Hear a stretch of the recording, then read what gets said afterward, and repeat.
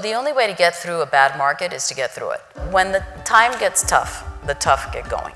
That is more than a saying, that is a reality. This was an interesting observation, and I think speaks to all of us, how we have to check out the landscape and see where there's opportunities for change. Speaking of someone who absolutely, positively crushes it in real estate, I have been nothing but impressed with this person.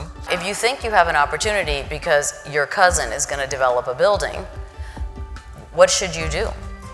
Make a referral. Call someone who's in that business and say, listen, I'd like to make this introduction. There's an opportunity here to retail this building, to sell it out. Are you interested? I'm interested. We'll have the conversation. What am I using for comps these days? I'm using other cities that are world class, because that's our best predictor. The bad part about having high highs and low lows is that the lows are really a bummer, right? But the reality is that the highs, people make so much money. So even if they bought at a high, if they can ride the low, the next high will be higher. That has been absolutely the history. Selling in a luxury condominium development as an outside co-broker is probably easier than selling a general real estate deal. Because for one thing, the listing, you don't have to go out and look for it. The listing is secured by the listing broker. Hopefully it will be me.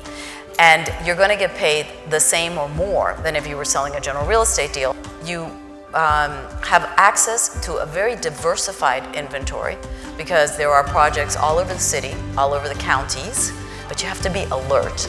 And as I said, observe the landscape and see where the opportunities are. So do not be afraid. So that's easy to say, hard to do. So I always say, when people say, well, how do you deal with fear? I said, I love it to death.